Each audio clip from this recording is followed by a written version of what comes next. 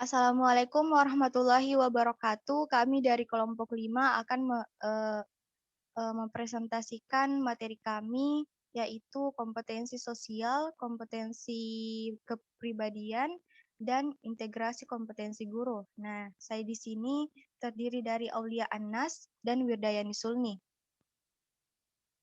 Nah, sebelum kita melangkah, terlebih dahulu kita pahami dulu apa sih itu kompetensi sosial. Nah,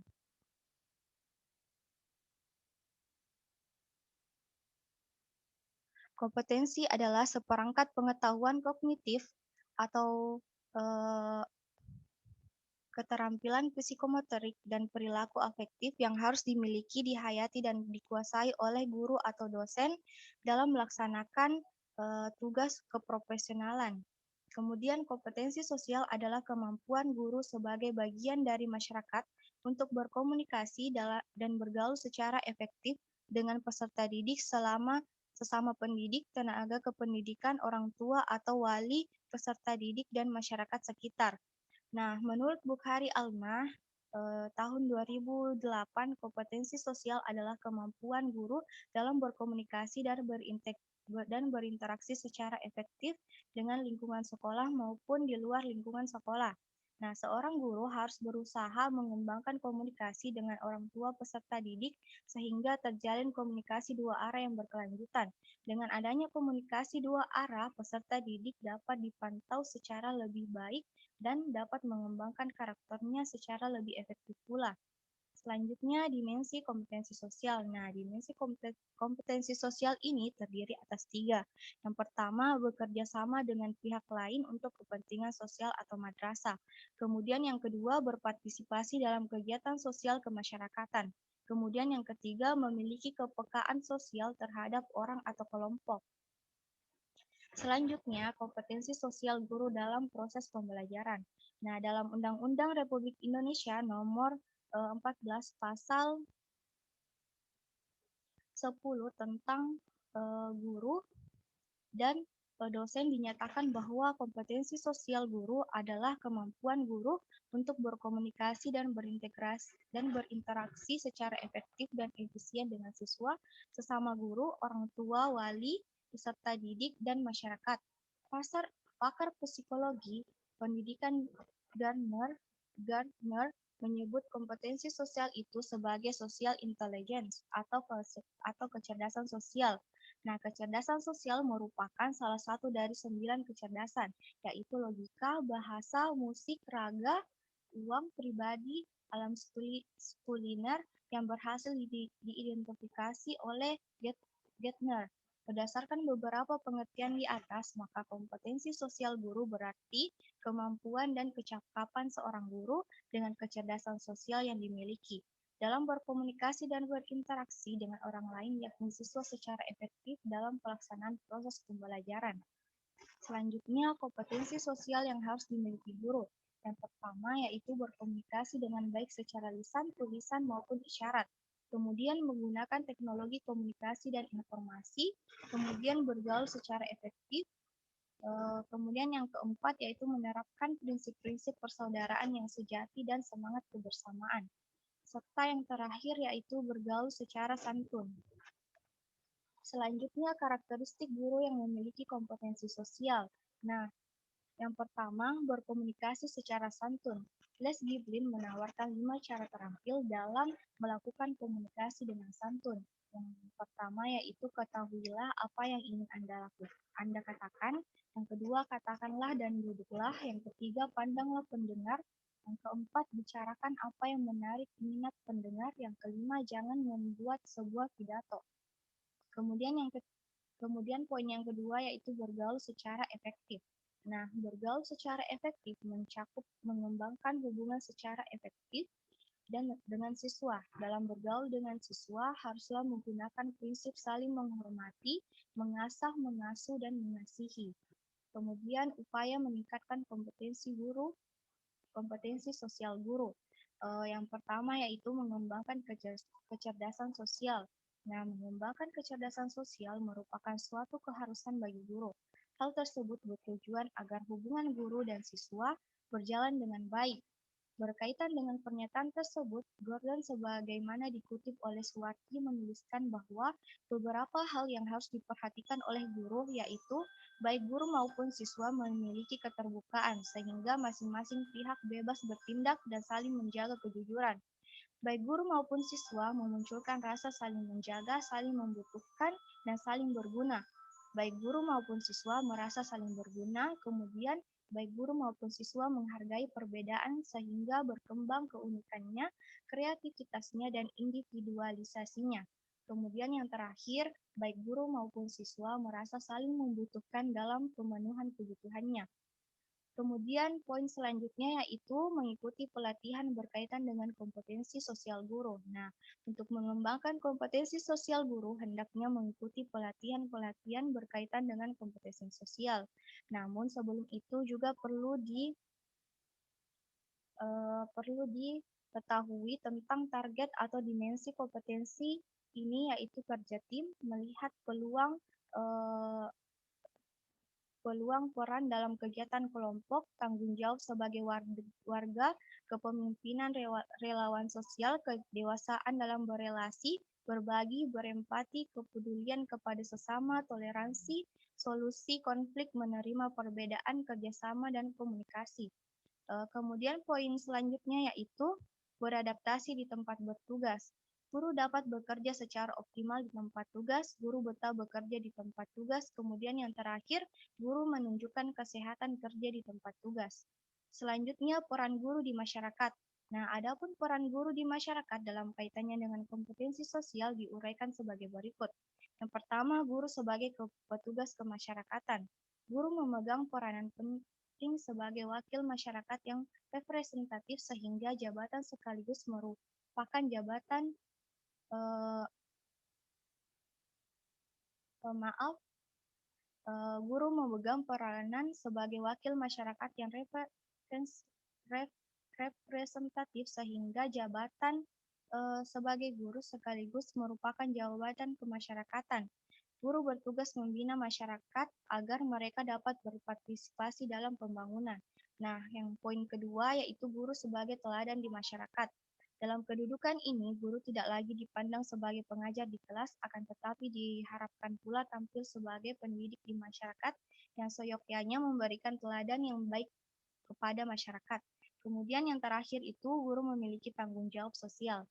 Nah, peranan guru di sekolah tidak lagi terbatas untuk memberikan pembelajaran, akan tetapi harus memikul tanggung jawab yang lebih besar, yakni bekerja sama dengan pengelola pendidikan lainnya di dalam lingkungan masyarakat. Untuk itu, guru harus lebih banyak melibatkan diri dalam kegiatan di luar sekolah. Kemudian materi selanjutnya yaitu kompetensi kepribadian. Nah, terlebih dahulu kita mengetahui apa sih itu kompetensi kepribadian guru. Nah, kompetensi merupakan seperangkat pengetahuan keterampilan yang dimiliki, dihayati, dikuasai, dan diaktualisasikan oleh guru dalam melaksanakan keprofesionalan. Kompetensi dalam bahasa Indonesia merupakan serapan dari bahasa kompetens yang berarti kecakapan dan kemampuan. Kompetensi guru menurut Undang-Undang Dasar Republik Indonesia Nomor 14 Tahun 2005 tentang kompetensi bagi guru dan dosen dijelaskan bahwa kompetensi guru adalah seperangkat pengetahuan, keterampilan, dan perilaku yang harus dimiliki, dihayati, dan dikuasai oleh guru atau dosen dalam melaksanakan tugasnya. Dalam Standar Nasional Kependidikan dikemukakan bahwa yang dimaksud dengan kompetensi kepribadian adalah kemampuan kepribadian yang mantap, stabil, dewasa, arif, dan berwibawa, menjadi teladan bagi peserta didik dan berakhlak mulia. Selanjutnya, karakteristik kompetensi kepribadian guru. Yang pertama yaitu kepribadian yang mantap, stabil, dan dewasa. Nah, di sini seorang guru yang berkepribadian mantap dirinya harus cukup sabar dan teliti dalam menghadapi setiap permasalahan. Apabila siswa bertanya, dirinya dapat menjawab dengan tenang, tidak grogi, dan tidak menunjukkan sikap yang dapat merendahkan pertanyaan dan martabat siswa. Nah, seorang guru juga harus mempunyai pribadi yang stabil.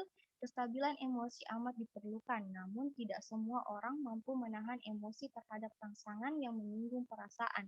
Nah, memang diakui bahwa setiap orang mempunyai temperamen yang berbeda dengan orang lain.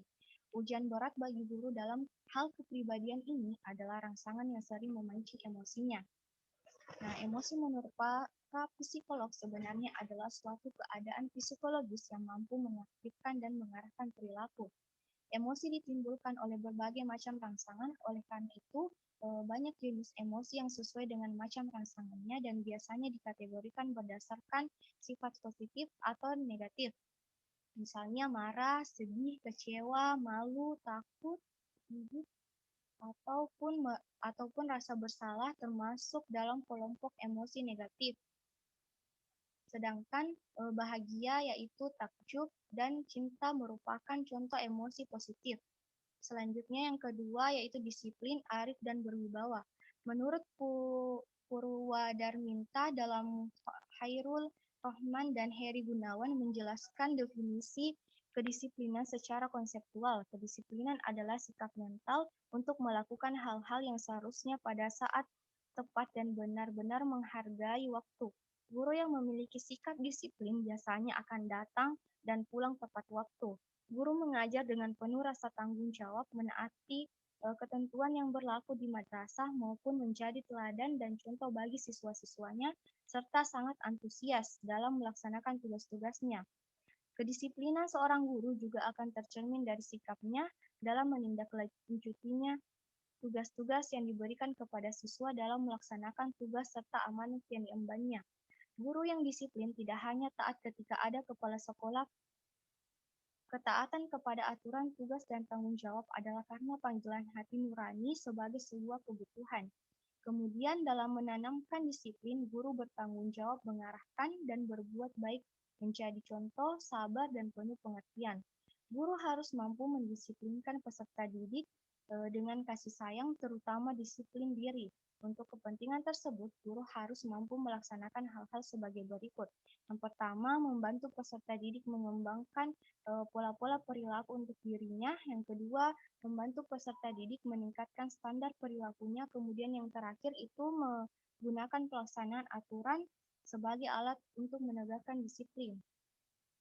Kemudian yang dimaksud dengan pribadi yang berwibawa menurut Henry Fayol dikutip Muhammad Nurdin dalam bukunya sebagai berikut. Kewibawaan berarti hak memerintah dan kekuasaan untuk membuat kita dipatuhi dan ditaati. Juga orang mengartikan kewibawaan dengan sikap dan penampilan yang dapat menimbulkan segan dan rasa hormat. Sehingga kewibawaan seperti itu anak didik memperoleh pengayoman perlindungan. Nah, pribadi berwibawa seorang guru tercermin dari tindakan guru yang berpengaruh eh, terhadap peserta didik dan tindakan tersebut membawa rasa segan siswa terhadap pribadi seorang guru. Nah, kewibawaan harus dimiliki oleh guru sebab dengan kewibawaan proses belajar mengajar harus terlaksana dengan baik, berdisiplin, dan tertib. Dengan demikian, kewibawaan bukan berarti siswa harus takut kepada guru, melainkan siswa akan taat dan patuh pada peraturan yang berlaku sesuai dengan apa yang dijelaskan oleh guru. Untuk membangun kewibawaan seorang guru, hendaknya memperhatikan beberapa hal sebagai berikut. Yang pertama, kesesuaian kata dengan perbuatan. Yang kedua, jadilah orang yang pertama melakukan. Yang ketiga, menjadikan kata sebagai ikatan. Yang keempat, berpegang pada nilai hakiki. Selanjutnya, menjadi teladan bagi peserta didik.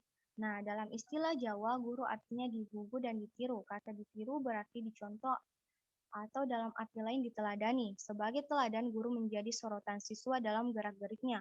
Oleh karena itu, seorang guru harus mampu menjadi suri tauladan yang baik bagi siswanya. Sebagai teladan, tentu saja pribadi dan apa yang dilakukan guru akan mendapat sorotan peserta didik serta orang di sekitar lingkungannya yang menganggap atau mengakuinya sebagai guru. Menjadi teladan merupakan bagian terintegrasi dari seorang guru, sehingga menjadi guru berarti menerima tanggung jawab untuk menjadi teladan. Memang setiap profesi mempunyai tuntutan-tuntutan khusus, dan karenanya bila menolak berarti menolak profesi itu. Oleh karena itu, seorang guru menjadi sorotan utama bagi seorang pendidik yang kemudian diharapkan seorang guru menampilkan kepribadian yang baik sehingga dapat dicontoh siswanya. Yang keempat, berakhlak mulia. Nah, Kompetensi kepribadian guru dilandasi akhlak mulia tentu saja tidak tumbuh dengan sendirinya begitu saja, tetapi memerlukan ijtihad yang mujahadah, yakni usaha sungguh-sungguh kerja keras tanpa mengenal lelah dengan niat ibadah seutuhnya. Dalam hal ini, barangkali setiap guru harus rapatkan kembali barisannya, meluruskan niatnya bahwa menjadi guru bukan semata-mata untuk kepentingan duniawi, memperbaiki ikhtiar terutama berkaitan dengan kompetensi pribadinya dengan tetap bertawakal kepada Allah Subhanahu wa taala. Kemudian faktor-faktor yang mempengaruhi kompetensi kepribadian guru. Yang pertama yaitu faktor biologis. Nah, yaitu faktor yang berhubungan dengan keadaan jasmani atau seringkali disebut faktor fisiologis.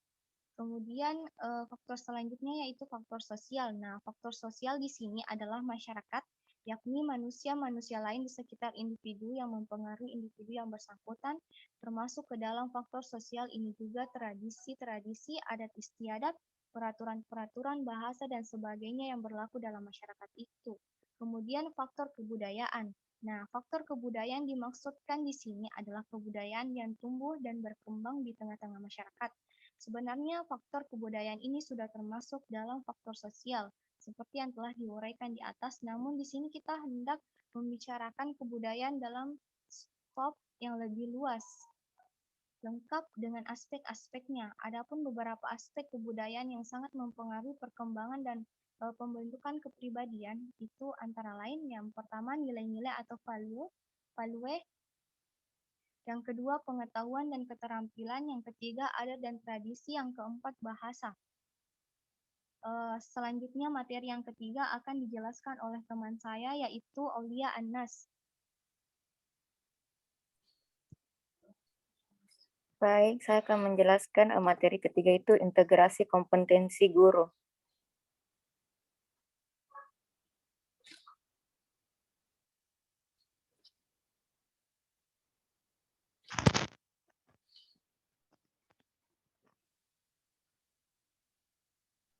Baik, pengertian integrasi kompetensi guru. Istilah integrasi berasal dari kata integration yang berarti keseluruhan. Integrasi adalah penyatuan hingga menjadi satu kesatuan yang bulat dan utuh. Menurut Kamus Besar Bangsa Indonesia, integrasi memiliki arti pembauran sampai menjadi satu kesatuan yang bulat dan utuh. Kompetensi guru adalah hasil integrasi antara kemampuan personal, keilmuan, teknologi, sosial, dan spiritual untuk membentuk suatu kompetensi yang meliputi penguasaan materi, pemahaman peserta didik, pengembangan pribadi, profesionalisme, dan pembelajaran. Jadi kita simpulkan bahwa integrasi kompetensi guru adalah pembaruan seluruh kemampuan personal, keilmuan, teknologi, sosial, dan spiritual untuk membentuk suatu kompetensi yang meliputi penguasaan materi, pemahaman peserta didik, pengembangan pribadi, profesionalisme, dan pembelajaran sehingga menjadi satu kesatuan yang utuh.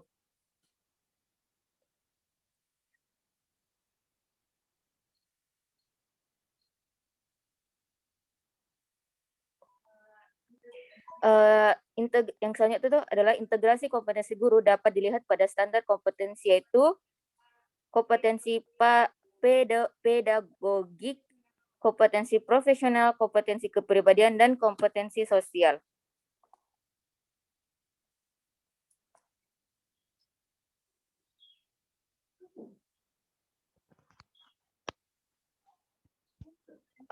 Adapun kompetensi pedagogik adalah kemampuan atau keterampilan guru untuk bisa mengelola suatu proses pembelajaran atau interaksi belajar mengajar dengan peserta didik. Sedangkan kompetensi kepribadian yaitu berkaitan dengan karakter personal, yaitu ada indikator yang mencerminkan kepribadian positif seorang guru, yaitu supel, sabar, disiplin, jujur, rendah hati, berwibawa, santun, empati, ikhlas, berakhlak mulia, bertindak sesuai norma sosial dan hukum, dan lain-lainnya.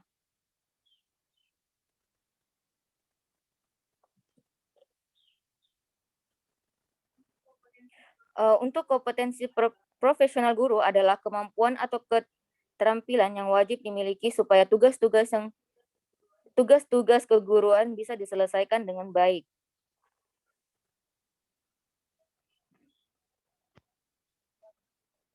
Untuk kompetensi sosial yaitu berkaitan dengan keterampilan komunikasi, bersikap, dan berinteraksi secara umum, baik itu dengan peserta didik, sesama guru, tenaga kependidikan, orang tua siswa, hingga masyarakat secara luas.